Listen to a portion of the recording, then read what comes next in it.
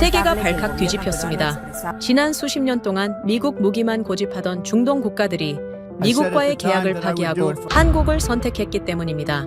중동 지역의 갈등이 깊어지면서 국방력 강화를 결심한 중동 국가들, 모든 국가들이 미국 무기만을 고집할 때 오직 아랍에미리트만이 한국과 4조 원 규모의 방산 계약을 체결했습니다. 돈도 많은 나라가 싸구려 무기에 나라를 맡긴다고? 전 세계 전문가들은 아랍에미리트의 선택을 조롱했고 반드시 후회하게 될 거라고 확신했습니다. 하지만 이란의 폭격이 시작된 밤, 모든 게 뒤집혔습니다. 이란의 미사일로 중동이 불바다가 되고 있던 그때 오직 아랍에미리트만이 모든 미사일을 격추시킨 겁니다. 모두가 조롱하던 한국 무기로 말이죠. 도대체 무슨 일이 벌어진 걸까요? 중동의 하늘을 지킨 한국의 기술력, 지금 시작합니다. 수십 년간 중동의 하늘을 독점해온 서구권의 방산 카르텔이 단 하룻밤 만에 무너졌습니다. 2026년 3월 1일, 이란이 페르시아만 전역에 단도미사일과 순항미사일, 자폭 드론을 300발 넘게 퍼부은 겁니다. 카타르 주둔 미군의 ANTPY-2 레이더가 박살났어요. 수천억 원짜리 장비가 종잇장처럼 찢겨 나갔습니다. 사우디의 패트리엇도 구멍이 뚫렸죠. 그런데 딱 한 곳만 성한 채 아침을 맞았습니다. 미국이 도입을 막으려고 갖은 압박을 가했던 나라. 끝내 한국의 청홍투를 밀어붙인 아랍에미리트였어요. 사상자 0명, 시설 피해 0%. 워싱턴 펜타곤 통제실에서 그 리포트를 집어든 순간 제 심장이 멎는 줄 알았습니다. 저는 제임스 메카시입니다. 워싱턴 최고권위 안보 전문지 디펜스 인사이트 수석 편집위원이자 전 펜타곤 미사일 방어국 수석 자문이에요. 이 업계에서 30년을 살았습니다. 걸프전 사막의 폭풍 작전 때 오른뺨에 파편 흉터를 새긴 사내입니다. 그 밤 저를 살린 건 미국의 패트리엇이었어요. 그래서 저는 확신했습니다. 실전 경험도 없는 아시아 나라의 무기가 저 지옥을 막아냈을 리가 없다고. 이 숫자는 반드시 조작이라고. 하지만 결론부터 말씀드리겠습니다. 저는 완전히 틀렸어요. 그날 밤 이야기를 처음부터 해야겠습니다. 3월 1일 밤 11시, 펜타곤 통제실의 귀를 찢는 대공 사이렌이 울려 퍼졌습니다. 천장에 경고등이 미친 듯이 돌아갔어요. 저는 자리에서 벌떡 일어나 메인 스크린을 올려다봤습니다. 이란 본토에서 솟구쳐 오른 붉은 점 수백 개가 부채꼴로 퍼지며 페르시아만 전역을 뒤덮어 가고 있었어요. 탄도미사일, 샤헤드 136 자폭 드론, 초저고도 순항 미사일, 종류를 가리지 않은 전면 공습이었습니다. 장성 3명이 동시에 전화기를 붙잡았고 부관들이 뛰어다니며 서류를 쏟아냈죠. 전장의 피비린내까지는 도달하지 않는 에어컨 바람 속이었지만 공기만큼은 전쟁터였습니다. 저는 오히려 침착했어요. 아니, 솔직히 말하면 기다리고 있었습니다. 미국의 강력한 경고를 씹어버리고 한국제 천공투를 들여놓은 아랍에미리트. 그 나라가 오늘 밤 어떤 대가를 치르는지를 기록하려고 이미 노트북을 열어두고 있었으니까요. 30년간 이 업계에서 살아남은 경험이 분명하게 말해주고 있었습니다. 실전은 카탈로그와 다릅니다. 종이 위의 숫자가 아무리 화려해도 포탄이 떨어지는 순간 진짜 실력이 드러나요. 걸프전 때 그걸 뼈저리게 배웠습니다. 스커드 미사일이 머리 위로 쏟아지던 밤, 저를 살린 건 미국의 패트리엇이었어요. 그 이후로 저는 한 번도 서구권 무기의 우월성을 의심한 적이 없었습니다. 손가락에 키보드를 두드리기 시작했어요.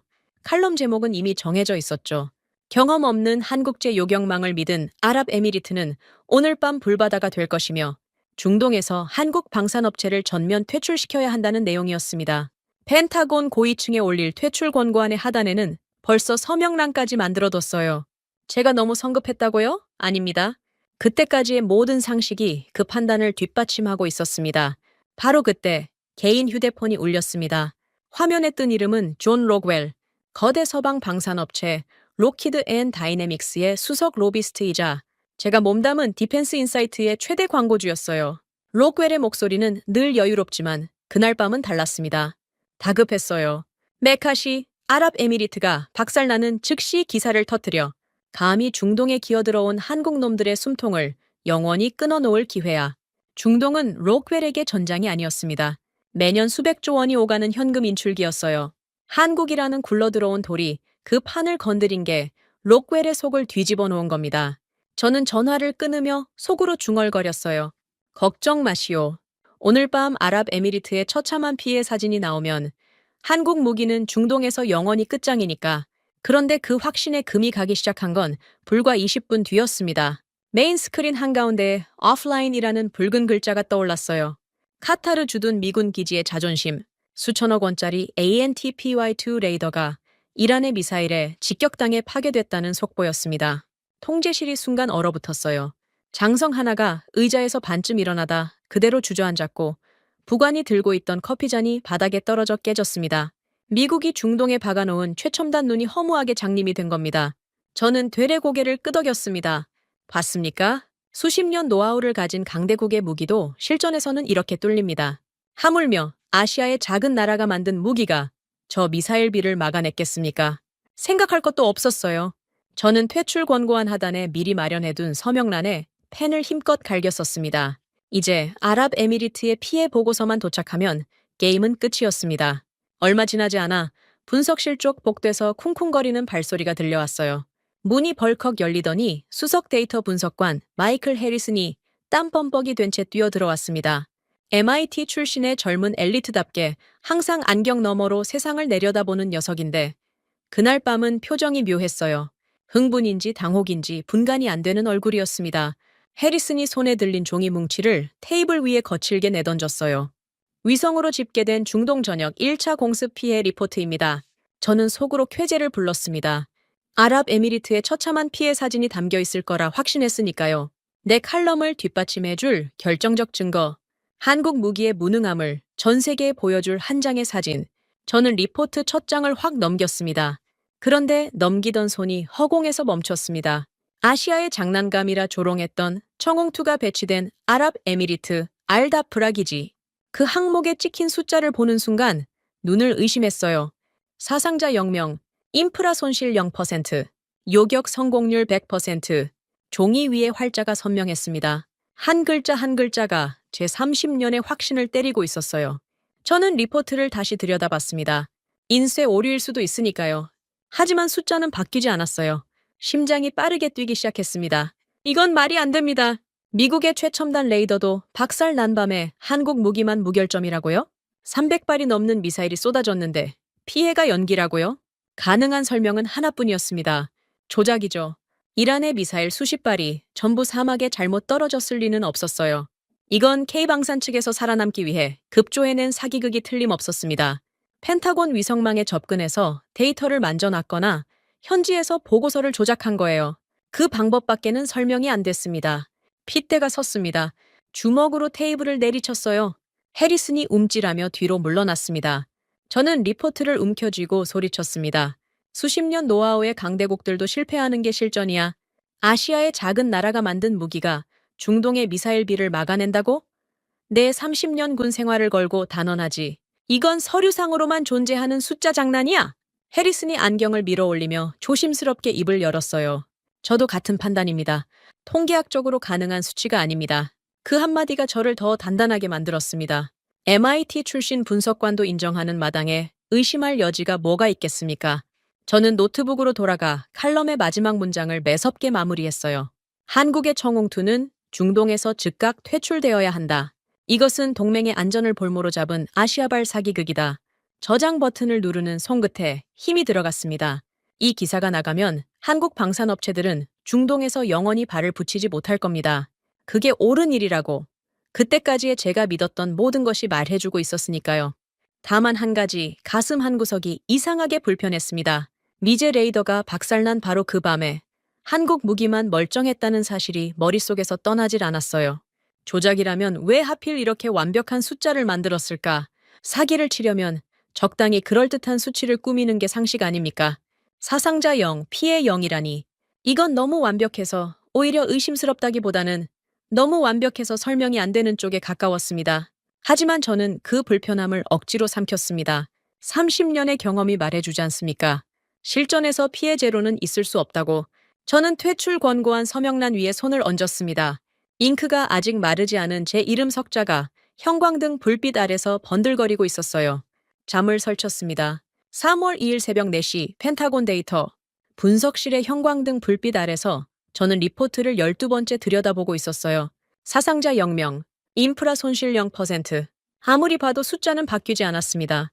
커피를 4잔째 마셨는데도 머리가 맑아지질 않았어요. 아니, 머리의 문제가 아니었습니다. 30년의 확신과 눈앞의 숫자가 서로 물고 뜯고 있었던 겁니다. 결국 저는 리포트를 바닥에 집어던졌습니다. 이건 100% 카탈로그용 조작 데이터야! 통제실이 떠나가라 소리쳤어요. 새벽 근무 요원 2명이 놀라서 고개를 돌렸지만 신경 쓸 겨를이 없었습니다. 종이가 바닥에 흩어지며 부채꼴로 펼쳐졌어요. 그 위에 찍힌 연기라는 숫자가 천장 조명을 받아 선명하게 빛나고 있었습니다.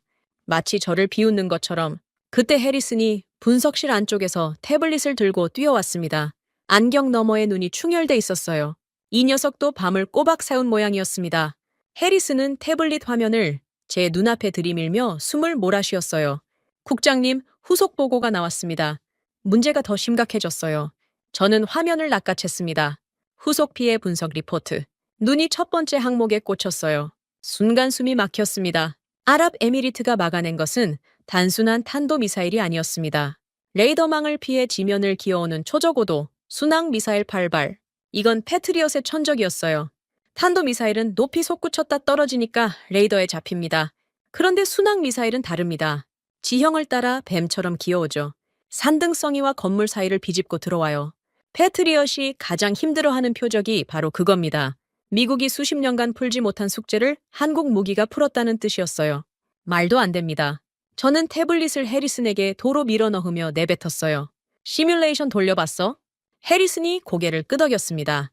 밤새 펜타곤 슈퍼컴퓨터에 천궁2에 공개된 재원을 집어넣고 돌렸다는 겁니다. 그 결과가 해리슨의 얼굴에 고스란히 묻어 있었어요. 당혹감이었습니다. 서구권 기술 기준으로 이 요격률은 확률상 0%입니다. 360도 전방위 대응에 초저고도 순항미사일 8발 전량 격추라니요. 국장님, 이건 K방산 특유의 카탈로그 뻥튀기입니다. 통계학적으로 불가능한 숫자예요. 해리슨의 결론은 제 생각과 정확히 같았습니다. 불가능한 숫자는 조작된 숫자입니다. 펜타곤의 슈퍼컴퓨터가 0%라고 판정한 걸 현실에서 달성했다? 그건 두 가지 중 하나예요. 물리 법칙이 틀렸거나 데이터가 거짓이거나 30년 경력에 제가 어느 쪽에 돈을 걸겠습니까? 저는 주머니에서 위성 전화기를 꺼냈습니다. 아들 아서에게 전화를 걸었어요. 카타르 미군 기지에 주둔 중인 현역 대위, 32살짜리 제 아들입니다. 현장 상황을 직접 확인하고 싶었어요. 미제 레이더가 날아간 카타르 기지의 실제 분위기가 어땠는지, 한국 무기가 정말로 뭔가를 막아낸 건지, 신호음이 2번 울렸습니다. 세 번째에서 연결이 됐어요. 그런데 들려온 건 아서의 목소리가 아니었습니다. 귀를 찢는 잡음이었어요. 지직거리는 소리 사이로 폭발음 같은 게 얼핏 스쳤습니다. 그리고 뚝! 끊겼습니다. 다시 걸었어요. 신호음조차 안 울렸습니다. 3번, 4번, 5번. 전부 먹통이었어요. 위성 전화기를 쥔 손에 힘이 들어갔습니다. 카타르 기지의 레이더가 파괴됐다는 건 이미 확인된 사실이었죠. 통신망도 같이 나갔을 수 있습니다. 그렇다 해도 아들의 안부를 모른다는 건 전혀 다른 차원의 공포였어요. 등골이 서늘해졌습니다. 저는 오른뺨의 흉터를 무의식적으로 만졌어요. 걸프전 그날 밤이 떠올랐습니다. 스커드 미사일이 머리 위로 쏟아지던 순간 배트리엇이 그걸 잡아주지 않았다면 저는 이 자리에 없었을 겁니다. 그런데 지금 카타르에서는 그 패트리엇의 눈인 레이더가 박살났어요. 아들이 있는 기지에서 분노가 치밀었습니다. 한국 무기가 어설프게 대응하다가 동맹의 방공망까지 엉망으로 만든 게 아닌지, 경험도 없는 무기를 들여놓으니까 전체 체계에 혼선이 생긴 건 아닌지, 제 머리는 본능적으로 한국을 탓하는 쪽으로 달려갔습니다. 바로 그 순간 분석실의 대형 모니터에 속보 자막이 올라왔어요. 아랍에미리트 국방부 공식 발표. 한국의 천궁2가 이란의 순항미사일을 100% 요격했다. 글자 하나하나가 화면에 또렷하게 박혔습니다. 공식 발표라니, 이건 차원이 달라진 겁니다. 내부 리포트야 조작할 수 있다 쳐도 국가 차원에서 전 세계 언론에 발표를 해버린 겁니다. 거짓으로 밝혀지면 국제적 망신이에요. 그런데도 발표를 했다고요? 전화벨이 울렸습니다. 로웰이었어요. 목소리가 벌겋게 달아올라 있었습니다. 봤지? 아랍에미리트가 저짓을 해버렸어. 당장 언론에 기사 터뜨려. 메카시. 저 발표가 K방산의 얄팍한 사기극이라는 걸 폭로해. 시간 없어. 로웰의 다급함이 전화기 너머로 고스란히 전해졌어요. 아랍에미리트의 공식 발표가 기정사실화되면 중동의 판이 뒤집힙니다. 수십 년간 서구 방산업체들이 쌓아 올린 독점 구조의 균열이 가는 거예요. 럭겔에게 그건 곧 돈줄이 끊기는 것이었죠. 저는 전화를 끊고 편집장 엘레나 포드에게 연락했습니다. 저널 일면에 기사를 세팅하라고 지시했어요. 제목은 이미 정해져 있었습니다. 아랍에미리트의 위험한 도박과 거짓말. 해리슨이 제 옆에서 태블릿으로 기사 초안을 확인하며 고개를 끄덕였습니다. 슈퍼컴퓨터 시뮬레이션 결과까지 첨부했으니 근거는 충분했어요. 0% 확률의 요격을 실전에서 달성했다고 주장하는 나라. 이보다 명백한 사기극이 어디 있겠습니까? 하지만 기사를 보내기 전에 한 가지를 더 해야 했습니다. 증거예요? 리포트와 시뮬레이션만으로는 부족했어요. 아시아인들이 현장에서 데이터를 어떻게 조작했는지 그 물증을 제 손으로 직접 잡아야 했습니다. 전우들의 피로 증명된 미제 무기의 권위를 모독한 대가를 치르게 하려면 반박할 수 없는 물증이 필요했습니다. 기사는 잠시 보류하기로 했어요. 대신 더 큰 폭탄을 터뜨릴 겁니다. 현장에서 조작의 증거를 움켜쥐고 돌아와 한국 방산업체의 숨통을 완전히 끊어놓을 겁니다. 저는 해리슨을 돌아봤습니다. 짐스 세이, 아부다비로 간다. 해리슨의 눈이 커졌어요. 하지만 이내 입꼬리가 올라갔습니다. 이 녀석도 한국 무기의 거짓을 직접 깨부수고 싶었던 겁니다. 컴퓨터 알고리즘과 서구의 첨단 시뮬레이션만이 진리라 믿는 엘리트에게 아시아의 무기가 자신의 계산을 뒤집었다는 건 모욕이었을 테니까요. 2시간 뒤 저와 해리슨은 아부다비행 군용기에 올라탔습니다. 화물칸 의자에 앉아 안전벨트를 조이는데 주머니 속 위성 전화기가 무겁게 느껴졌어요. 아서는 여전히 연락이 안 됐습니다. 이륙하는 순간 중력이 등을 짓눌렀어요.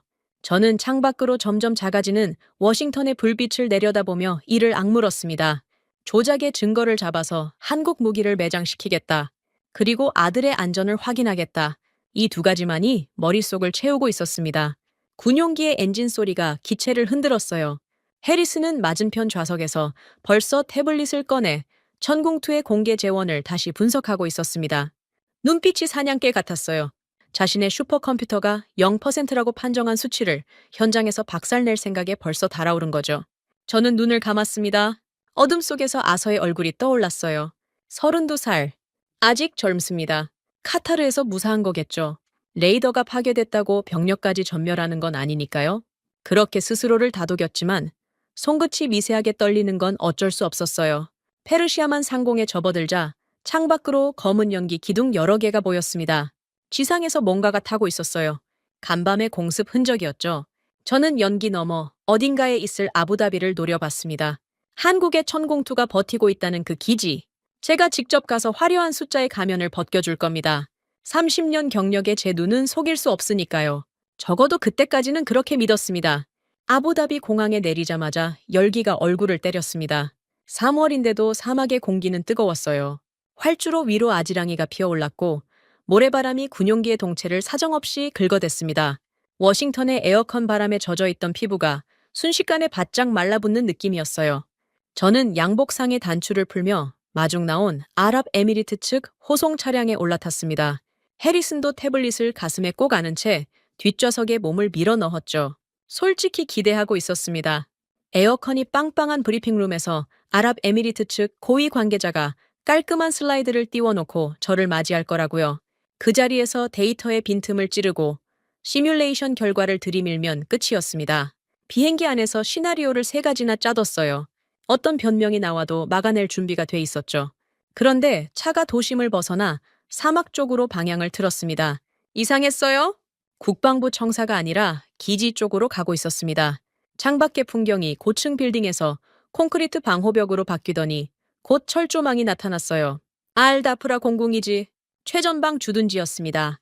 차량이 검문소 3곳을 통과하는 동안 무장 병력의 숫자가 눈에 띄게 늘었어요. 간밤 공습의 흔적이 곳곳에 남아 있었습니다. 모래주머니가 산더미처럼 쌓여 있었고 활주로 한쪽에는 파편에 구멍 뚫린 경납고가 보였죠.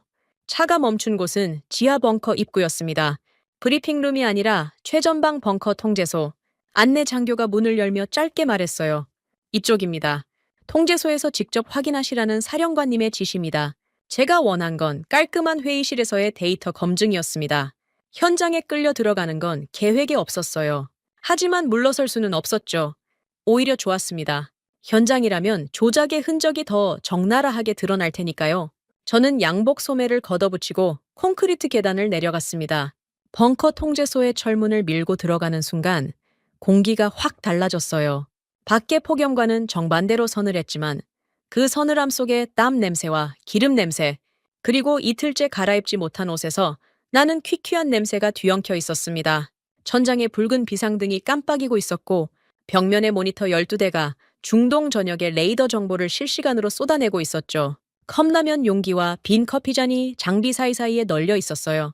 여기가 전투 지휘소인지 야전 막사인지 분간이 안 될 지경이었습니다. 저는 거만하게 한 발짝 앞으로 나섰습니다. 조작된 소프트웨어 원본을 당장 내놓으시오. 펜타곤 미사일 방어국 자문관 제임스 메카시입니다. 목소리가 콘크리트 벽에 부딪혀 울렸어요. 통제소 안에 있던 인원 67명의 시선이 일제히 제게로 쏠렸습니다. 저는 양복 입은 세련된 관료나 매끈한 영어를 구사하는 로비스트가 나올 거라 생각했어요. 틀렸습니다. 모니터 앞 접이식 의자에서 일어선 사내는 양복과는 거리가 한참 멀었어요. 희끗희끗한 머리칼에 사막 햇볕에 검게 그을린 얼굴, 빛바랜 작업복 가슴팍에 LAG 넥스1이라는 글자가 실밥이 풀린 채 붙어 있었습니다. 손을 봤어요. 마디가 굵고 기름때가 손톱 밑까지 베어 있었습니다. 눈에 핏발이 서 있었어요. 이틀은 못 잔 눈이었습니다. 송기창이라고 자신을 밝혔습니다. K방산 중동 파견지원단 총괄 책임자 송기창은 제게 악수를 내밀지도 인사를 건네지도 않았어요. 대꾸 한마디 없이 자기 앞에 놓인 먹다 남은 컵라면 용기를 치웠습니다. 그리고 책상 위에 두꺼운 노트 한 권과 모니터 하나를 툭 밀어놓았어요. 노트는 커피 얼룩과 모래먼지가 묻어있는 수기 요격 일지였고 모니터에는 실전 시스템 로그가 흘러가고 있었습니다. 그게 전부였어요. 화려한 프레젠테이션도 변명도 환대도 없었습니다. 송기창은 다시 의자에 앉아 레이더 모니터를 들여다보기 시작했어요. 마치 제가 거기 없는 것처럼. 모욕감이 치밀었습니다. 워싱턴에서 30년간 펜타곤의 장성들과 어깨를 나란히 한 사람한테 컵라면 치우고 노트 한 권을 던져주는 게 대접이란 말입니까? 하지만 저는 참았어요. 감정적으로 반응하면 지는 겁니다. 증거를 잡아야 합니다. 해리슨이 제 옆에서 벌써 움직이고 있었습니다. 가방에서 최신형 분석 장비를 꺼내 세팅하더니 송기창의 수기 일지를 스캔하기 시작했어요. 눈빛이 날카로웠습니다. 서구의 첨단 시뮬레이터와 한국인의 송을씨 노트를 대조한다. 결과는 뻔하지 않겠습니까? 해리슨의 입꼬리가 살짝 올라갔어요. 이 녀석도 승리를 확신하고 있었습니다. 저는 그 사이 레이더 모니터를 훑기 시작했어요. 30년 경력이 헛되지 않은 게 모니터 속 데이터 흐름에서 이상한 점 하나를 바로 짚어냈습니다. 안테나 0점 각도였어요. 표준 수치에서 벗어나 있었습니다. 카탈로그에 명시된 정상 범위의 바깥이었죠. 저는 속으로 쾌재를 불렀어요. 찾았다. 기계적 오류의 증거. 정상 작동이 아닌 장비에서 나온 데이터는 당연히 신뢰할 수 없습니다. 모니터를 손가락으로 톡 짚으며 말했습니다. 이 안테나 0점 각도, 카탈로그 정상 범위를 벗어나 있소. 장비 자체가 비정상 작동한 거요. 이 상태에서 나온 요격 데이터를 어떻게 신뢰하겠소? 자신 있게 내뱉었어요. 논리적으로 빈틈없는 지적이었습니다. 송기창이 고개를 돌려 저를 봤어요. 표정 변화가 없었습니다. 대답도 없었어요. 그 침묵이 저를 더 자극했습니다. 대꾸조차 못하는 거 아닙니까? 증거를 들이미니 할 말이 없는 거죠. 그때 통제소 한쪽에서 다른 목소리가 끼어들었습니다. 김철민, 현장 소장 겸 기술 통역이라고 자신을 소개한 사내였어요. 군복 위에 통역 명찰을 달고 있었지만 얼굴은 기술자의 것이었습니다. 사막 먼지에 그을린 피부, 충혈된 눈, 송기창과 같은 종류의 사람이었어요. 김철민이 무뚝뚝하게 입을 열었습니다. 기계 오류가 아닙니다. 우리 팀원들이 사막 폭염 속에서 3일 밤낮으로 직접 깎아내고 맞춘 수동 0점입니다. 순간 귀를 의심했어요. 수동 0점이라고요? 2026년에? 최첨단 방공, 무기의 안테나 각도를 사람 손으로 깎아서 맞췄다고요? 저는 코웃음이 나왔습니다. 매뉴얼에도 없는 짓 아니오. 카탈로그 재원을 임의로 변경했다는 건 책의 무결성을 스스로 훼손한 거요. 김철민이 저를 똑바로 쳐다봤습니다. 눈빛이 흔들리지 않았어요. 매뉴얼에 중동 사막의 모래 폭풍은 안 적혀 있습니다. 50도 폭염도 안 적혀 있어요. 레이더 사각지대가 생기면 미국은 어떻게 합니까? 본사에 보고서 올리고 업데이트 기다리죠. 우리는 밤을 새워서 직접 깎아 맞춥니다. 저는 대꾸하지 않았습니다. 이런 식의 감성적인 변명은 펜타곤에서 수도 없이 들어봤어요. 현장의 고생이 어쩌고 하는 이야기로 데이터의 결함을 덮으려는 수법이죠. 저는 콧방귀를 꼈습니다. 해리슨이 알아서 이 허접한 수기 일지의 허점을 찾아줄 겁니다. 그런데 해리슨의 반응이 이상했어요. 분석 장비 앞에 앉아 노트 스캔본과 시스템 로그를 대조하던 녀석이 점점 조용해지고 있었습니다. 키보드를 두드리는 속도가 느려졌어요. 안경을 벗고 눈을 비볐다가 다시 쓰고 화면을 들여다봤습니다. 한 번이 아니라 3번이나 그랬어요. 해리슨, 뭐 나왔어? 제가 물었을 때 해리슨의 얼굴에서 혈기가 빠져 있었습니다. 이마에 식은땀이 맺혀 있었어요. MIT 출신의 거만한 엘리트가 처음으로 보여주는 표정이었습니다. 국장님, 이 수기 일지와 시스템 로그의 밀리초 단위가 일치합니다. 그럴 수도 있지. 같은 기계에서 나온 데이터니까. 아닙니다. 기괴할 정도로 완벽하게 일치한다는 겁니다. 수기로 적은 시각과 자동 기록된 시스템, 타임스탬프 사이에 편차가 0.001초도 없어요. 사람이 손으로 적은 기록이 기계의 자동, 로그와 완전히 똑같다는 건 이 기록이 실시간 현장에서 작성됐다는 뜻입니다. 사후에 조작했다면 이런 정밀도는 절대 나올 수 없어요. 심장이 한 박자 멈칫했습니다. 해리슨이 틀렸을 리가 없었어요. 이 녀석은 데이터에 관해서만큼은 거짓말을 못하는 인간이니까요. 하지만 인정할 수는 없었습니다. 아직 카드가 남아 있었어요. 저는 송기창을 돌아봤습니다. 여전히 레이더 모니터를 들여다보고 있는 뒷모습이 보였어요. 그 기름때 묻은 손으로 천천히 장비의 나사를 조이고 있었습니다. 아무 말도 하지 않았어요. 변명도, 자랑도, 반박도 그냥 자기 일을 하고 있었습니다. 저는 이를 악물었어요. 한국인들이 자체 기계에 손을 댔으니 그 기계에서 나온 데이터끼리 맞는 건 당연한 겁니다. 증명은 간단합니다. 절대 조작이 불가능한 외부의 독립된 눈으로 확인하면 돼요. 미군의 DSP 위성 열상 데이터, 한국인들의 손이 닿을 수 없는 미국의 위성이 찍은 궤적과 대조하면 이 수기 일지가 진짠지 가짠지 칼같이 갈라집니다. 저는 목소리를 높였습니다. 이 기지의 데이터만으로는 아무것도 증명되지 않소. 미국의 독립 위성 데이터와 교차 검증을 요청하겠소. 그때 가서 진실이 뭔지 밝혀질 것이오. 김철민이 어깨를 으쓱했어요. 송기창은 고개조차 돌리지 않았습니다. 오히려 그 무반응이 저를 더 불안하게 만들었어요.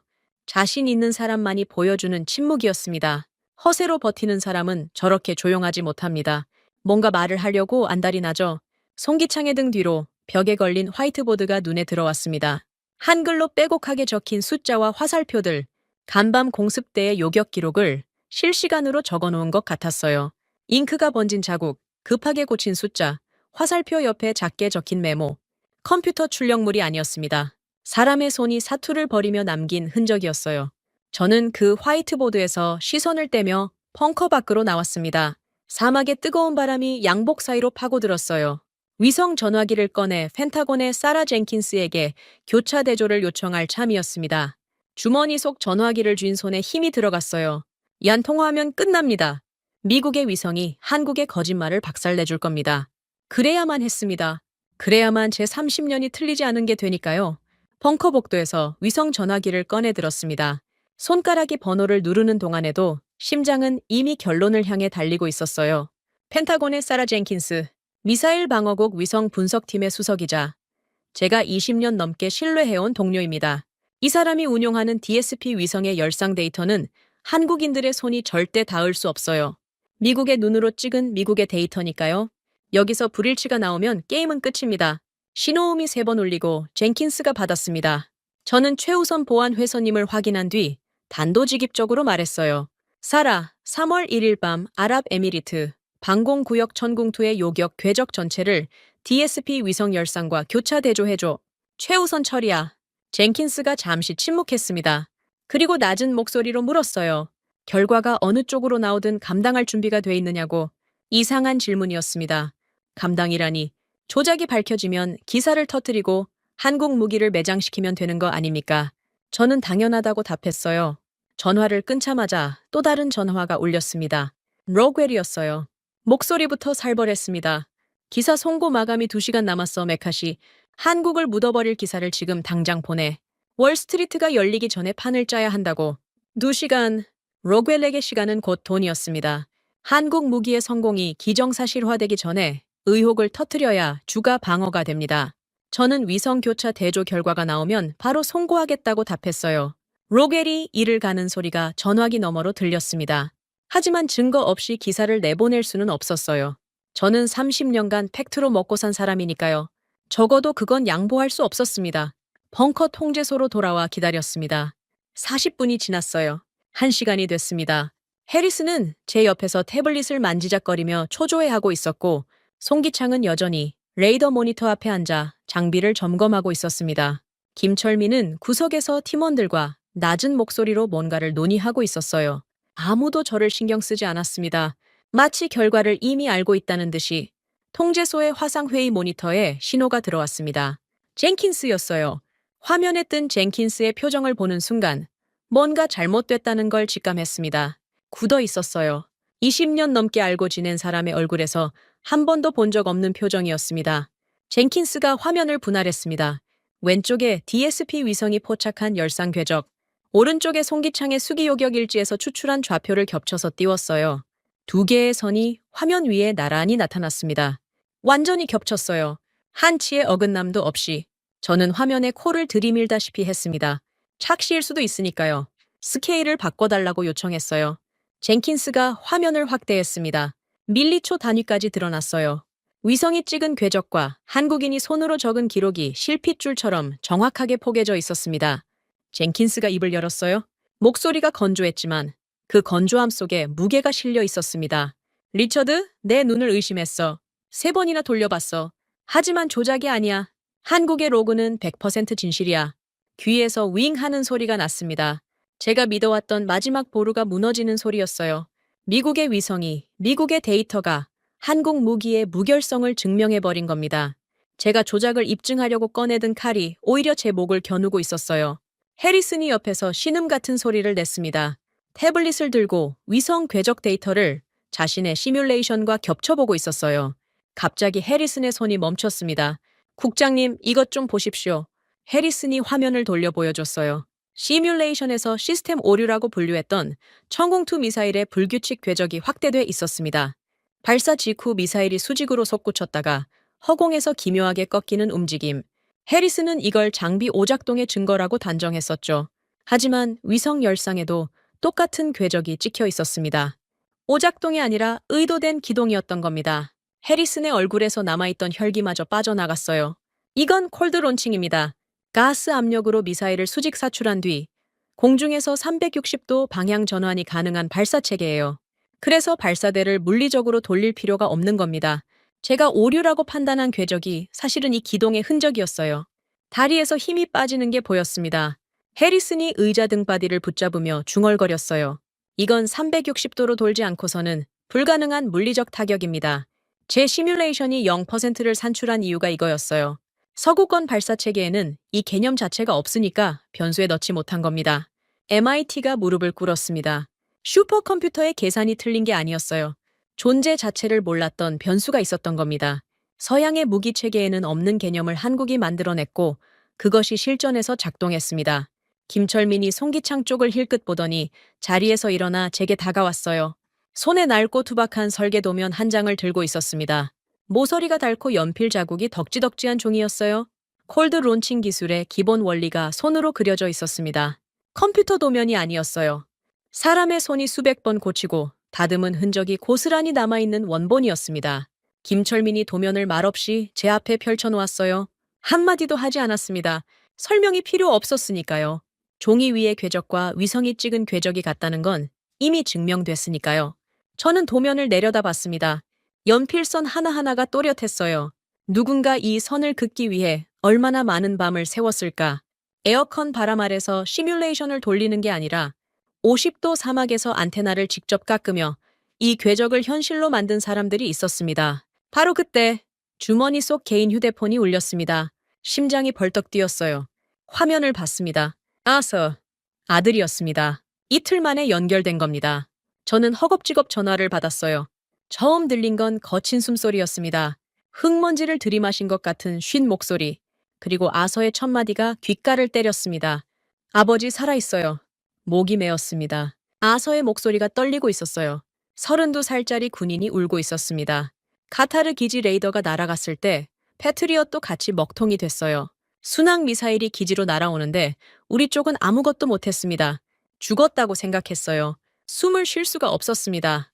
제 아들이 죽을 뻔했다는 말을 듣고 있는 거였어요. 그런데 옆 구역에서 뭔가가 수직으로 솟구쳤어요. 어마어마한 굉음이었습니다. 하늘에서 방향을 꺾더니 우리 머리 위로 날아오던 미사일을 공중에서 박살냈어요. 눈앞에서 봤습니다. 한국 천궁이었어요. 옆 부대에 배치된 한국 방공 체계가 우리를 살린 겁니다. 전화기를 쥔 손이 파르르 떨렸습니다. 주먹을 꽉 쥐었는데도 떨림이 멈추지 않았어요. 아들의 오열 섞인 목소리가 귓속에서 맴돌았습니다. 아버지, 저를 살린 건 우리 패트리엇이 아니었어요? 그 한마디가 30년을 관통했습니다. 걸프전의 밤이 떠올랐어요. 스커드 미사일이 쏟아지던 하늘. 패트리엇이 그걸 잡아줬을 때 저는 맹세했습니다. 이 무기에 평생의 신뢰를 바치겠다고. 전우들의 피로 검증된 무기만이 진짜라고. 그런데 지금 제 아들의 피가 검증해준 건 한국의 무기였습니다. 전화가 끊어졌어요. 통신 상태가 다시 불안정해진 모양이었습니다. 저는 전화기를 내리고 허공을 봤습니다. 벙커의 붉은 비상등이 깜빡이고 있었어요. 모니터에는 여전히 위성 궤적과 수기 일지의 데이터가 완벽하게 겹쳐진 채 빛나고 있었습니다. 쥐고 있던 주먹을 펴려 했지만 손가락이 말을 듣지 않았어요. 온몸이 굳어 있었습니다. 송기창이 조용히 자리에서 일어나 커피를 한 잔 따르는 소리가 들렸어요. 그리고 다시 레이더 앞에 앉는 소리. 그 사내는 여전히 아무 말도 하지 않았습니다. 승리를 자축하지도 제게 사과를 요구하지도 않았어요. 그저 자기 일을 하고 있었습니다. 30년 동안 한 번도 금이 간 적 없던 확신이 갈라지기 시작했습니다. 소리 없이, 하지만 되돌릴 수 없을 만큼 깊게 진실을 받아들여야 하는 건지 아니면 30년의 경험을 믿어야 하는 건지 머릿속이 엉망이었습니다. 아들의 오열이 아직 귓가에 남아 있었어요. 위성 데이터는 한국의 손을 들어줬고 해리스는 자기 시뮬레이션의 패배를 인정해버렸습니다. 하지만 그렇다고 30년을 하룻밤에 접을 수는 없었어요. 저는 벙커 통제소 구석 접이식 의자에 앉아 노트북을 무릎 위에 올려놓은 채 멍하니 화면을 보고 있었습니다.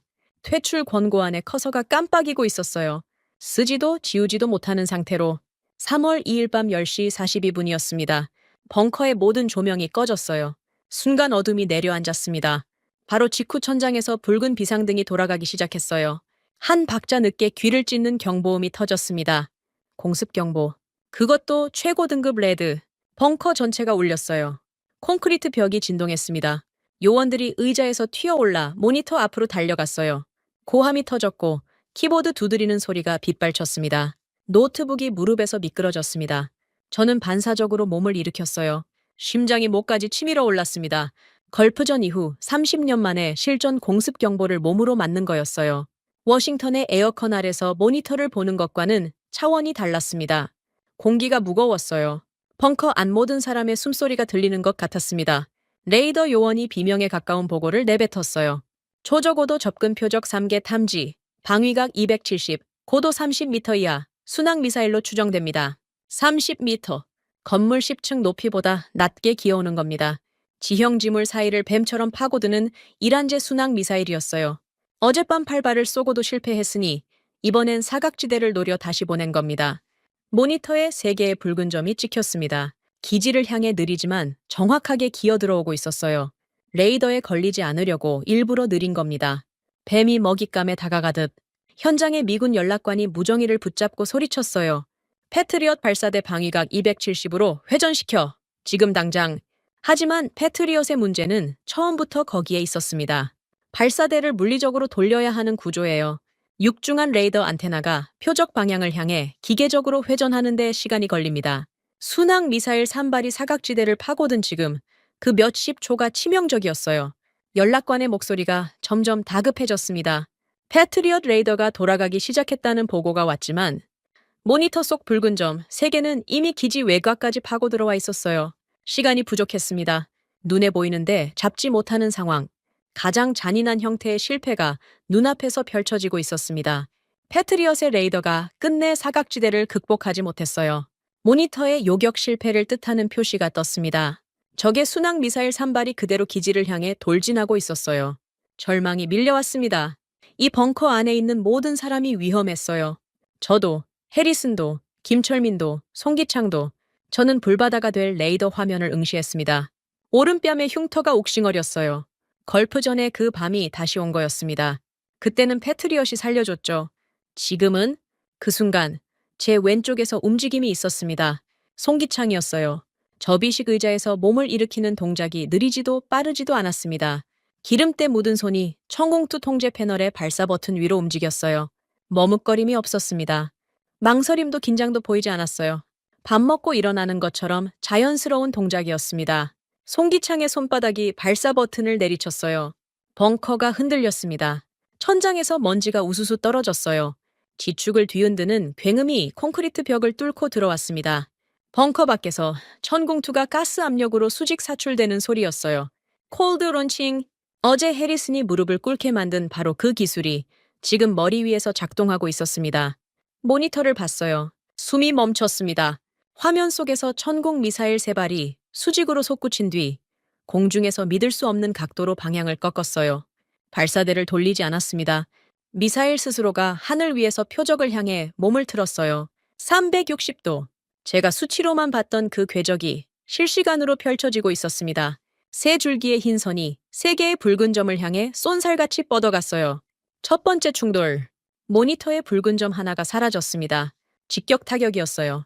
2초 뒤 두 번째 점이 소멸했습니다. 또 직격. 3초를 못 넘기고 세 번째 점마저 화면에서 지워졌어요. 세 발 전부 파편이 아니라 몸통 대 몸통으로 부딪혀 가루가 된 겁니다. 통제소가 찰나의 정적에 빠졌습니다. 모니터에서 붉은 점이 전부 사라지고 녹색 정상 신호만 깜빡이고 있었어요. 그리고 누군가가 내뱉은 한마디가 정적을 깼습니다. 3발 전량 격추. 벙커 안에서 환호가 터졌어요. 아랍에미리트 요원들이 서로 부둥켜 안았고 김철민이 주먹을 불끈 쥐었습니다. 하지만 송기창은 다시 의자에 앉았어요. 아무 일도 없었다는 듯이 레이더 모니터를 확인하기 시작했습니다. 저는 서 있을 수가 없었어요. 다리에 힘이 풀려서 벽에 등을 기댔습니다. 방금 본 것이 현실인지 확인해야 했어요. 패트리엇이 끝내 돌리지 못한 사각지대를 청홍은 발사대를 한치도 움직이지 않고 하늘 위에서 해결했습니다. 이론이 아니라 제 눈앞에서 시뮬레이션 속 확률이 아니라 진짜 미사일 세 발을 가루로 만들어버리는 걸 직접 목도한 겁니다. 그때 벙커 철문이 열리며 낯선 사내가 들어왔습니다. 사복 차림의 날카로운 눈빛. 모사드 요원 데이비드 로스라고 자신을 밝힌 사내가 작은 녹음기를 꺼내 통제소 테이블 위에 올려놓았어요. 이란 지휘부 감청본입니다. 방금 전 것이에요. 재생 버튼을 눌렀습니다. 지직거리는 잡음 사이로 페르시아어가 쏟아졌어요. 통역이 실시간으로 따라붙었습니다. 이란 미사일 사령부 지휘관의 목소리였어요. 정체불명의 한국 방패 때문에 작전이 전부 수포로 돌아갔다. 뭘 쏘든 다 떨어뜨린다. 아부다비 방면은 포기해야 한다. 녹음이 끝났어요. 벙커 안이 다시 조용해졌습니다. 이란이 포기했다는 겁니다. 300발 넘게 쏟아붓고도 뚫지 못한 방패. 그게 한국 무기였어요. 손에서 뭔가 떨어지는 소리가 났습니다. 제가 쥐고 있던 펜이었어요. 언제부터 쥐고 있었는지도 몰랐습니다. 금속 펜이 콘크리트 바닥에 부딪혀 맑은 소리를 내며 굴러갔어요. 저는 그걸 줍지 않았습니다. 줍을 수가 없었어요. 30년의 확신이 아직 남아있다고 생각했는데 금이 간 정도가 아니었습니다. 산산조각이 나 있었어요. 이란의 미사일 앞에서 패트리엇이 발사대를 끙끙대며 돌리고 있을 때 한국의 청홍은 이미 하늘에 떠서 적을 분쇄하고 있었습니다. 이건 카탈로그가 아니었어요. 시뮬레이션도 아니었습니다. 피와 불꽃과 굉음으로 눈앞에서 증명된 현실이었습니다. 벽에 기댄 채 바닥에 굴러간 펜을 내려다봤어요. 그 펜으로 퇴출 권고안에 서명했던 손이 아직도 떨리고 있었습니다. 송기창의 뒷모습이 시야에 들어왔어요. 기름때 묻은 손으로 레이더 안테나의 수치를 조정하고 있었습니다. 방금 세 발의 미사일을 격추시킨 사람의 등치고는 너무 조용했어요. 해리슨이 벽 반대편에 주저앉아 있었습니다. 안경을 벗고 두 손으로 얼굴을 감싸고 있었어요. 태블릿이 바닥에 놓여 있었습니다. 화면에는 아까 그 슈퍼컴퓨터 시뮬레이션 결과가 아직 떠 있었어요. 요격 확률 0%. 그 숫자가 형광등 아래서 처량하게 빛나고 있었습니다. 공습이 끝나고 정적이 찾아왔습니다. 벙커 안의 경보음이 멈추자 갑자기 세상이 너무 조용해졌어요. 귀가 먹먹했습니다. 아까까지 미사일이 날아들고 발사 버튼이 내리찍히던 공간이 맞나 싶을 정도였어요. 천장의 비상등이 꺼지고 형광등이 다시 켜졌습니다. 하얀 불빛이 벙커를 채웠어요. 요원들의 긴장이 풀리며 여기저기서 한숨소리가 새어나왔습니다. 3월 3일 새벽 2시였습니다. 저는 접이식 의자에 앉아 노트북을 열었어요. 화면이 켜지자 아까 쓰다만 퇴출 권고안 초안이 커서를 깜빡이며 저를 기다리고 있었습니다. 한국제천공투는 실전 검증이 전무한 위험한 무기이며 중동에서 즉각 퇴출되어야 한다. 제가 워싱턴에서 써놓은 문장이었어요. 불과 이틀 전에 쓴 글인데 남의 글처럼 느껴졌습니다. 화면을 응시했어요. 커서가 깜빡일 때마다 아들의 목소리가 겹쳤습니다. 아버지, 저를 살린 건 우리 패트리엇이 아니었어요? 그리고 방금 전 눈앞에서 본 광경, 패트리엇이 사각지대를 돌리지 못하고 허우적거릴 때 수직으로 솟구쳐 올라 적을 가루로 만들어버린 천공. 이란 사령부가 포기를 선언한 감청 녹음. 위성 데이터와 수기 일지의 완벽한 일치. 한 글자도 쓸 수가 없었습니다. 위성 전화가 울렸어요. 록웰이었습니다. 벌써 7번째 전화였어요. 이번에는 목소리가 달랐습니다. 다급함을 넘어서 협박이었어요. 메카시 됐어. 현장 검증 결과 같은 건 필요 없어. 한국 무기 이름은 싹 지워. 패트리엇이 이란 미사일을 요격했다고 포장해서 기사를 보내. 간단하잖아. 안 그러면 넌 이 업계에서 매장이야. 내가 스폰서를 다 끊겠어. 전화기를 쥔 손에 힘이 들어갔습니다. 로겔의 말은 허풍이 아니었어요. 디펜스 인사이트의 최대 광고주의자, 서구 방산업계의 자금줄. 이 사람이 등을 돌리면 저널은 석 달을 못 버팁니다. 제 30년 커리어도 함께 끝나는 거죠. 저는 전화를 끊지 않은 차에 대답하지 않았어요. 로겔이 뭔가 더 말했지만 귀에 들어오지 않았습니다. 시선이 벙커 구석에 놓인 송기창의 수기 요격 일지에 꽂혀 있었거든요. 커피 얼룩이 묻은 그 낡은 노트. 밀리초 단위까지 미군 위성과 일치했던 기록. 3일 밤낮을 세워 사막에서 안테나를 깎아낸 사람들의 흔적. 전화를 끊었습니다. 로그웰의 마지막 말이 잘렸어요. 얼마 지나지 않아 노트북에 이메일 알림이 떴습니다. 편집장 엘레나 포드였어요. 제목은 긴급이었습니다. 열어봤더니 기사 초안이 첨부돼 있었어요. 로겔이 엘레나를 통해 직접 손을 쓴 겁니다. 초안의 내용은 간단했어요. 3월 1일 밤 아부다비 방공작전에서 미군 패트리엇 체계가 핵심적 요격 성과를 달성했다. 한국제천공투는 보조 역할에 그쳤으며 아랍에미리트의 공식 발표는 과장된 것으로 분석된다. 깔끔하게 포장된 거짓말이었어요. 읽는 사람은 의심하지 않을 정도로 세련된 문장이었습니다. 엘레나의 메시지가 뒤이어왔어요. 짧았습니다. 리처드 록웰의 스폰서십이 끊기면 저널은 파산이야. 제발 이번만 타협하자. 기사에 서명만 해주면 돼. 노트북 화면을 멍하니 바라봤습니다. 2개의 문서가 나란히 열려 있었어요. 왼쪽에는 제가 쓴 퇴출 권고안, 오른쪽에는 록웰이 만든 가짜 기사. 둘 다 거짓이었습니다. 제 눈으로 본 진실은 그 어디에도 없었어요. 의자를 돌렸습니다. 통제소 구석 방탄유리 너머로 벙커 밖이 보였어요. 새벽 어둠 속에서 희미한 불빛이 하나 움직이고 있었습니다. 송기창이었어요. 밖에 나가 있었습니다. 방금 3발의 미사일을 격추시킨 천공투 포대 옆에 서서 소리 없이 레이더 안테나의 먼지를 닦아내고 있었어요. 승리의 환호도 자축도 없었습니다. 화약 냄새가 채 가시지 않은 새벽 공기 속에서 기름 묻은 걸레로 장비를 닦는 뒷모습. 작업복의 등판이 땀에 젖어 있었어요. 한참을 바라봤습니다. 송기창은 안테나의 한 부분을 닦다가 멈추더니 고개를 약간 숙였어요. 뭔가를 점검하는 것 같았습니다. 그리고 다시 닦기 시작했어요. 그게 전부였습니다. 카메라 앞에서 포즈를 취하는 것도 상관에게 보고하러 뛰어가는 것도 아니었어요. 그냥 자기 장비를 돌보고 있었습니다. 전쟁이 끝난 뒤에도 시선을 돌려 노트북으로 돌아왔습니다. 왼쪽에 퇴출 권고안 초안. 커서가 여전히 깜빡이고 있었어요.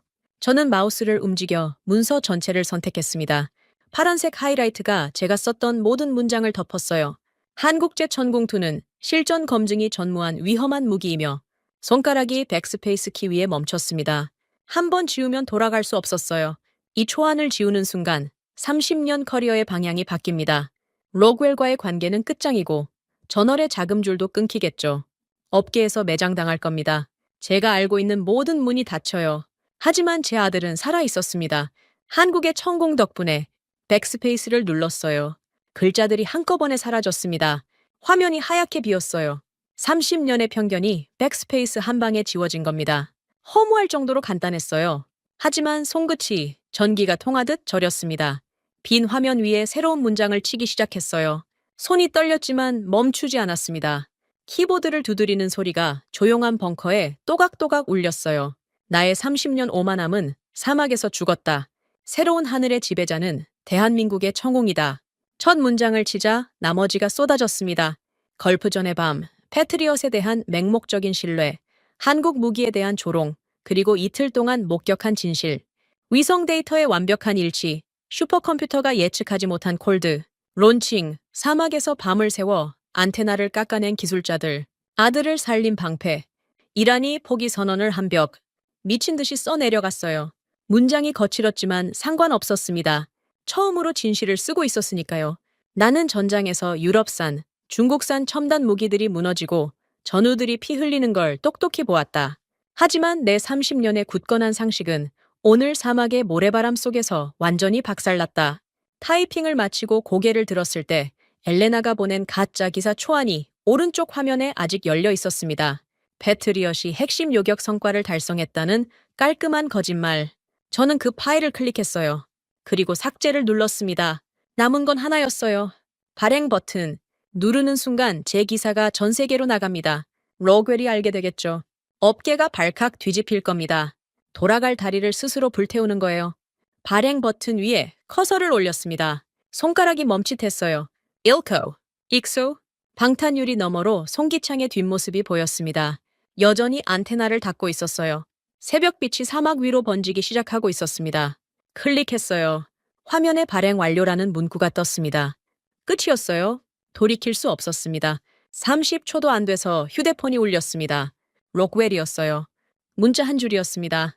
넌 끝이야, 메카시. 짧지만 무게가 실린 문장이었어요. 이 한 줄이 제 30년 커리어의 사망 선고였습니다. 스폰서 철수, 업계 퇴출, 저널 파산, 모든 게 이 문자 하나에 담겨 있었어요. 저는 전화기를 내려놓았습니다. 그리고 가슴 안주머니에서 디펜스 인사이트 기자 신분증을 꺼냈어요. 30년 동안 몸에 지니고 다닌 물건이었습니다. 사진 속의 제 얼굴은 지금보다 훨씬 젊었어요. 주름도 적고 흉터도 새 것이었죠. 신분증을 책상 위에 조용히 내려놓았습니다. 플라스틱이 철제 책상에 부딪히며 작은 소리를 냈어요. 이상한 일이었습니다. 끝장이 난 건데 가슴이 가벼웠어요. 태어나서 처음 느끼는 종류의 가벼움이었습니다. 30년간 어깨를 짓누르고 있던 무언가가 사라진 느낌. 편견이라는 이름의 갑옷을 벗어던진 해방감이었을까요? 아니면 처음으로 진실을 선택한 사람만이 느끼는 홀가분함이었을까요? 입꼬리가 올라갔습니다. 웃고 있었어요. 벙커의 형광등 아래서 커리어가 끝장난 새벽에 저는 미소를 짓고 있었습니다. 기사가 나간 건 새벽이었습니다. 중동 시간으로 3월 3일 새벽 3시, 워싱턴은 아직 전날 저녁이었어요. 뉴욕 월스트리트의 개장까지 몇 시간이 남아 있었죠. 저는 벙커 안저비식 의자에 앉아 노트북 화면을 멍하니 바라보고 있었습니다. 발행 완료라는 문구가 아직 떠 있었어요. 디펜스 인사이트 온라인판의 메인 화면에 제 기사가 올라간 걸 직접 확인했습니다. 나의 30년 오만함은 사막에서 죽었다. 제목이 화면 한가운데 박혀 있었어요. 처음 30분은 조용했습니다. 새벽이니까 당연했죠. 하지만 1시간이 지나자 상황이 달라지기 시작했어요. 이메일 알림이 울리기 시작했습니다. 처음엔 한두 건이었어요. 그런데 금방 3건, 5건, 10건 멈추지 않았습니다. 로이터, AP, BBC, 알자지라 전 세계 언론사에서 취재 요청이 쏟아지고 있었어요. 기사가 퍼지기 시작한 겁니다. 새벽 5시, 뉴욕 증시가 프리마켓을 열었어요. 저는 그 순간을 벙커에서 지켜봤습니다. 노트북 화면 한쪽에 실시간 주가 차트를 띄워놓았거든요. 로키드 앤 다이내믹스의 주가가 개장과 동시에 곤두박질치기 시작했습니다. 빨간 선이 절벽처럼 떨어졌어요. 한 곳만이 아니었습니다. 레이시온, BAE 시스템즈, 서구권 주요 방산업체들의 주가가 줄줄이 무너졌어요. 수십 년간 중동의 하늘을 독점해온 기업들의 시가총액이 실시간으로 증발하고 있었습니다. 그 와중에 록웰은 이미 움직이고 있었어요. 새벽 6시, 제 휴대폰에 알림이 떴습니다. 서구 방산업계 공동성명서라는 제목이었어요. 록웰이 밤새 돌린 겁니다. 내용은 단순했어요. 메카시는 전선 스트레스로 인한 일시적 판단력 상실 상태에서 기사를 작성했으며 해당 기사의 내용은 사실 관계가 전혀 검증되지 않은 개인적 감상에 불과하다. 정신 이상을 주장하는 흑색 선전이었습니다. 30년 동안 이 업계에서 이름을 쌓아온 제임스 메카시가 하룻밤새 정신병자가 된 거예요. 록웰은 거기서 멈추지 않았어요. CNN, 폭스뉴스, 월스트리트 저널에 동시다발적으로 록웰의 입장문이 뿌려졌습니다. 메카시의 기사는 전장에서의 정서적 충격으로 인한 비정상적 판단의 산물이며 펜타곤의 공식 분석과 배치된다. 읽고 있자니 웃음이 나왔어요. 배치된다고요? 펜타곤의 공식 분석이라는 게 뭡니까? 위성 데이터 교차 검증을 직접 요청한 건 저였고 그 결과가 한국의 기록과 완벽하게 일치한다고 통보한 건 펜타곤 소속 사라 젠킨스였습니다. 하지만 록웰의 언론 플레이는 효과가 있었어요. 제 기사에 대한 의구심이 퍼지기 시작했습니다. 댓글란이 갈렸어요. 메카시가 옳다는 쪽과 정신이 나갔다는 쪽이 격렬하게 부딪혔습니다. 록웰이 노린 게 바로 그거였죠. 진실을 덮을 수 없으면 혼탁하게 만드는 겁니다. 물을 흐리면 물고기가 안 보이니까요. 그런데 록웰이 예상하지 못한 일이 벌어졌어요. 3월 3일 아침 7시 CNN 생방송이었습니다. 벙커의 모니터로 실시간 뉴스를 보고 있었어요. 앵커가 메카시 기사의 신빙성에 대한 논란을 다루며 전문가 패널을 소개했습니다. 화면이 전환됐어요. 스튜디오에 앉아있는 사내의 얼굴을 보는 순간 숨이 멈췄습니다. 마이클 해리슨이었어요. 펜타곤의 수석 데이터 분석관, 마이티 출신의 거만한 엘리트. 이틀 전까지 한국 무기를 카탈로그 뻥튀기라고 깎아내리던 바로 그 녀석이 CNN 스튜디오에 앉아 있었습니다. 언제 벙커에서 빠져나간 건지도 몰랐어요. 해리슨이 가방에 태블릿을 챙겨 나간 건 기억나지만 방송국으로 향했을 줄은 상상도 못했습니다. 앵커가 물었어요. 메카시의 기사에 대한 펜타곤 분석관으로서의 견해를 묻는 질문이었습니다. 록웰의 성명서대로라면 해리슨은 메카시의 판단력 상실을 뒷받침해줘야 했어요. 해리슨은 펜타곤 소속이니까요. 해리슨이 입을 열었습니다. 저는 메카시 국장과 함께 현장에 있었습니다. 직접 검증했어요. 펜타곤 슈퍼컴퓨터의 시뮬레이션으로 천공투의 요격률을 돌렸을 때 확률은 0%였습니다. 제가 직접 산출한 숫자예요. 그래서 조작이라 확신했습니다. 카메라가 해리슨의 얼굴을 클로즈업했어요. 안경 너머의 눈이 충혈돼 있었습니다. 이틀을 못 잔 눈이었어요. 하지만 미군 DSP 위성 열상 데이터와 교차 대조한 결과 한국의 수기 요격 일지는 밀리초 단위까지 완벽하게 일치했습니다. 제 시뮬레이션이 0%를 산출한 이유는 조작이 아니라 서구권 기술에 존재하지 않는 변수를 제가 몰랐기 때문이었습니다. 콜드 론칭이라는 기술 체계를 저는 알지 못했어요. 벙커 안이 쥐죽은 듯 조용해졌어요. 아랍에미리트 요원들도 모니터 앞에 모여 생방송을 지켜보고 있었습니다. 그리고 저는 어젯밤 이 벙커에서 천공투가 실전으로 순항, 미사일 3발을 직격 타격하는 것을 두 눈으로 목격했습니다. 메카시 국장의 기사는 사실입니다. 방산업계의 성명서는 거짓입니다. 해리슨이 태블릿을 꺼내 카메라 앞에 들었어요. 위성 궤적 데이터와 수기 일지의 교차 대조 결과가 화면에 떴습니다. 숫자가 전 세계 생방송에 그대로 노출된 겁니다. 록웰이 흑색 선전으로 흐려놓은 물이 한 방에 맑아지는 순간이었어요. 록웰은 끝장이었습니다. 메카시 개인의 기사는 정신 이상으로 덮을 수 있었겠지만 펜타곤 소속 분석관이 위성 데이터를 들고 생방송에 나와버리면 어떤 로비로도 막을 수 없었어요. 성명서의 논리가 완전히 박살난 겁니다. 그리고 도미노가 시작됐습니다. 사우디아라비아 리야드 3월 3일 아침 9시 압둘라 빈 살만 국방부 장관이 중국 대표단과의 대규모 방공망 계약 서명식장에 입장했습니다. 홍칭아이비 도입 계약이었어요. 수조 원짜리 딜이 오늘 마무리될 예정이었습니다. 중국 측 대표가 만면에 미소를 띠고 계약서를 펼쳐놓았어요. 압둘라 장관이 펜을 집어들었습니다. 그런데 서명 직전 보좌관이 다급하게 달려와 태블릿을 장관 앞에 내밀었어요. 화면에는 CNN 생방송이 재생되고 있었습니다. 해리슨의 증언과 위성 데이터, 그리고 메카시의 기사 전문. 압둘라 장관이 태블릿을 들여다보는 동안 서명식장이 얼어붙었습니다. 압둘라 장관이 펜을 내려놓았어요. 아니, 내려놓은 게 아니었습니다. 꺾었어요. 펜이 똑소리를 내며 두 동강이 났습니다. 홍치 고입이 도입 전면 백지화. 중국 대표단의 얼굴이 하얗게 질렸어요. 수조 원짜리 계약이 펜 하나 꺾이는 소리와 함께 사라진 겁니다. 압둘라 장관이 보좌관에게 고개를 돌렸습니다. 즉시 한국산 천공투 긴급 발주 서류를 가져와 보좌관이 뛰어나갔어요. 중국 대표단은 계약서를 움켜쥔 채 서명식장에 남겨졌습니다. 잉크도 마르기 전에 휴지 조각이 돼버린 종이를 들고 사우디만이 아니었어요. 이라크 국방부가 같은 날 오전에 예정돼 있던 러시아제 S-300 추가 도입 계약을 전격 취소했습니다. 말레이시아 정부가 오후에 기존 방공망 교체 사업의 입찰을 중단하고 재공고를 선언했어요. 두 나라 모두 같은 행선지를 향하고 있었습니다. 한국 LIG 넥스원 본사, 전세기가 떴어요.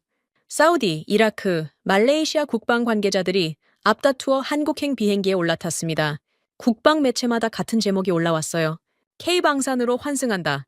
수십 년간 서구와 중국이 독점해온 중동 방산 시장의 자금줄이 하루 만에 방향을 틀었습니다. 뉴욕 증시에서 LIG 넥스원의 주가가 상한가를 쳤어요. 한국 방산주 전체가 들썩였습니다. 반대편에서는 로키드 앤 다이내믹스, 레이시온, BAE의 주가가 나란히 바닥을 향해 추락하고 있었죠. 수십조 원대의 자본 흐름이 서구에서 아시아로 급격히 역류하는 광경이 실시간 차트 위에 펼쳐졌습니다. 스톡홀름 국제평화연구소의 무기 수출 지표 대시보드에 변화가 감지됐다는 뉴스가 떴어요. 수석연구원 제임스 밀러가 인터뷰에서 말했습니다. 대공 무기 체계 분야에서 대한민국이 단숨에 최상위권으로 도약했다고, 한 번도 이런 속도의 순위 변동을 본 적이 없다고. 그리고 그날 오후 콧대 높던 미 펜타곤에서 조용한 움직임이 포착됐습니다. 제가 워싱턴에서 써놓았던 한국 무기 퇴출 권고안, 30년 커리어의 마지막 작품이 될 뻔했던 그 문서가 공식적으로 폐기됐습니다. 대신 펜타곤은 한국형 방어망 평가위원회를 긴급 신설했어요. 퇴출이 아니라 도입 검토로 방향이 180도 바뀐 겁니다. 아부다비에서는 알라의안 사령관이 전 세계 군 고위 관계자들을 기지로 불러 모았어요. 흠집 하나 없는 천궁투 포대를 배경으로 승전 기념사진을 찍었습니다. 사진 속 천궁투 포대의 녹색 도장이 사막 햇볕을 받아 빛나고 있었어요. 그 옆에 서 있는 송기창의 작업복이 보였습니다. 비디바렌 LIG 넥스원 로고가 사진 한 구석에 작게 찍혀 있었어요. 세계에서 가장 비싼 사진이 된 겁니다. 기사가 터지고 4시간 만에 워싱턴에서 호출이 왔습니다. 국회의사당 청문회 출석 요구였어요. 로그웰이 손을 쓴 게 분명했습니다. 방산업계의 로비 자금을 받는 상원 군사위원회 소속 의원 3명이 긴급 청문회를 소집한 겁니다. 명목은 전시 중 언론인의 무책임한 보도가 동맹 관계에 미치는 영향. 제목부터 저를 겨냥하고 있었어요. 아부다비에서 군용기를 타고 워싱턴으로 돌아왔습니다. 착륙하자마자 공항에서 곧바로 국회의사당으로 향했어요. 양복은 사막의 모래먼지가 아직 묻어 있었고, 구두는 벙커 바닥에 콘크리트 가루로 하얗게 변해 있었습니다. 갈아입을 시간 따위 없었어요. 아니, 갈아입고 싶지 않았습니다. 이 먼지가 제가 본 진실의 증거였으니까요. 청문회장에 들어서자 카메라 플래시가 쏟아졌습니다. 방청석이 가득 차 있었어요. 기자석에는 로이터, AP, BBC 특파원들이 빼곡했습니다. 정면 단상에 앉은 의원 3명의 얼굴을 봤어요. 한 명은 로키드 앤 다이내믹스의 정치 후원금 최대 수혜자였고, 나머지 둘도 서구 방산업체의 로비 리스트에 이름이 올라있는 사람들이었습니다. 로킬이 짜놓은 판이 한눈에 보였어요. 위원장이 마이크를 잡았습니다. 첫 질문부터 조롱이었어요. 메카시 씨, 당신은 현장에서 정서적 충격을 받아 판단력이 흐려진 상태에서 기사를 작성한 것 아닙니까? 예상한 질문이었습니다. 로그웰의 성명서를 그대로 읽고 있었어요. 저는 대답 대신 보조 화면을 봤습니다. 제가 도착하기 전에 누군가 준비해놓은 화려한 3D 프레젠테이션이 띄워져 있었어요. 패트리엇 시스템의 성능 그래프, 서구권 요격률 통계, 한국 무기의 실전 데이터 부재를 강조하는 슬라이드들, 록웰의 돈으로 만든 자료가 분명했습니다. 저는 자리에서 일어나 보조 화면 쪽으로 걸어갔어요. 리모컨을 집어들었습니다. 의원들이 의아한 표정으로 저를 봤어요. 저는 전원 버튼을 꾹 눌렀습니다. 화면이 꺼졌어요. 화려한 그래프와 숫자들이 검은 화면 속으로 사라졌습니다. 청문회장이 술렁였어요. 자료 없이 무슨 답변을 하시겠다는 겁니까? 위원장의 목소리가 날카로워졌습니다. 저는 대답하지 않았어요. 대신 양복 안주머니에서 낡은 노트 한 권을 꺼냈습니다. 커피 얼룩이 진 표지, 모서리가 달아해진 가장자리, 기름때가 묻은 페이지, 사막의 벙커에서 가져온 송기창의 수기 요격 일지였어요. 마이크 앞에 쾅 내려놓았습니다. 단상의 나무가 울렸어요. 카메라 플래시가 다시 터졌습니다. 의원님들, 이게 뭔지 아십니까? 목소리가 떨리지 않았어요. 오히려 사막에서 돌아온 뒤 처음으로 또렷했습니다. 이건 수기 요격 일지입니다. 한국의 60대 엔지니어가 50도 사막에서 3일 밤낮을 사으며 직접 손으로 적은 기록이에요. 커피 얼룩이 보이십니까? 기름때가 보이십니까? 이 노트의 밀리초 단위 데이터가 미합 중국의 DSP 위성 열상 궤적과 완벽하게 일치한다는 사실을 펜타곤의 사라 젠킨스 수석이 직접 확인했습니다. 또한 펜타곤 소속 마이클 해리슨 분석관이 CNN 생방송에서 이를 증언했습니다. 의원 3명의 표정이 굳었어요. 예상한 시나리오가 아니었겠죠. 정신 이상자의 헛소리를 한바탕 듣고 로웰의 각본대로 결의안을 통과시킬 계획이었을 겁니다. 그런데 물증이 나와버린 거예요. 저는 노트를 펼쳐 카메라가 잘 잡히는 각도로 들었습니다. 손으로 적은 숫자들이 형광등 아래서 선명하게 보였어요. 3월 1일 밤 이란이 300발 넘는 미사일을 쏟아부었을 때 미합 중국의 최첨단 레이더가 파괴됐습니다. 패트리엇이 사각지대를 돌리지 못해 순항 미사일을 놓쳤어요. 카타르에 주둔한 우리 병사들이 죽을 뻔했습니다. 제 아들도 그중 한 명이었어요. 청문 회장이 조용해졌습니다. 카메라 셔터 소리만 간헐적으로 울렸어요. 그 순간 옆 부대에 배치된 한국의 천궁2가 수직으로 솟구쳐 올라 공중에서 방향을 꺾고 적의 미사일을 직격으로 박살냈습니다. 제가 두 눈으로 봤어요. 발사대를 돌리지 않고 360도 전방위 타격을 해냈습니다. 미국의 슈퍼컴퓨터가 확률 0%라고 판정한 일을 현실에서 해낸 겁니다. 말을 멈추고 의원들의 얼굴을 하나씩 봤습니다. 위원장의 입술이 굳어 있었어요. 동맹의 피를 지키는 것은 수십억 달러의 로비가 아닙니다. 사막에서 밤을 사온 기술자들의 땀방울뿐이에요. 이 노트에 묻은 기름때 한 방울이 저 꺼진 화면의 화려한 그래프 천장보다 무겁습니다. 쥐죽은 듯한 정적이 청문회장을 채웠어요. 의원들이 서로를 힐끗 봤지만 아무도 입을 열지 못했습니다. 카메라만 돌아가고 있었어요. 그때 방청석 뒤편에서 움직임이 있었습니다. 군복을 입은 사내 하나가 자리에서 일어섰어요. 가슴에 별이 3개 달린 중장이었습니다. 참전 용사 출신의 현역 장성이 청문회장에 와 있었던 겁니다. 그 장성이 박수를 치기 시작했어요. 느리고 묵직한 박수였습니다. 한 박자씩 청문회장에 울렸어요. 옆자리에 장성 한 명이 따라 일어났습니다. 그 다음도 방청석 뒤편에 앉아있던 군 고위 관계자 5명이 차례로 기립했어요. 전부 참전 용사 출신이었습니다. 전장에서 피를 본 사람들이었어요. 로비로 먹고 사는 정치인이 아니라 미사일 아래서 전우를 잃어본 군인들이 서 있었습니다. 박수가 퍼져갔어요. 기자석에서도 2명이 합류했습니다. 위원장이 의사봉을 들었지만 내리치지 못했어요. 입을 벌렸다 닫았습니다. 할 말이 없었던 겁니다. 청문회는 흐지부지 끝났습니다. 의원들은 서둘러 자리를 떴고 로겔의 결의안은 표결도 가지 못한 채 휴지 조각이 됐어요. 청문회장을 나와 택시를 탔습니다. 행선지는 제 사무실이었어요. 디펜스 인사이트 건물이 아닙니다. 그쪽은 이미 제 자리가 아니니까요. 록웰의 스폰서 철수와 동시에 편집장 엘레나가 울먹이며 전해준 해고 통보. 30년을 바친 저널에서 하루 만에 쫓겨난 겁니다. 남은 건 워싱턴 외곽의 낡고 비좁은 개인 사무실뿐이었어요. 사무실 문을 열었습니다. 책상 위에 짐이 쌓여 있었어요. 펜타곤 시절의 상장, 걸프전 참전 메달, 30년치 저널 100넘버, 전부 상자에 담아야 했습니다. 하나씩 정리하기 시작했어요. 그런데 책상 위에 놓인 서류 봉투 하나가 눈에 들어왔습니다. 출발 전에는 없었던 거예요. 봉투를 열었습니다. 안에 든 건 취임 서류였어요. 글로벌 독립무기검증기관 초대 수장 취임 요청서. 읽어 내려갔습니다.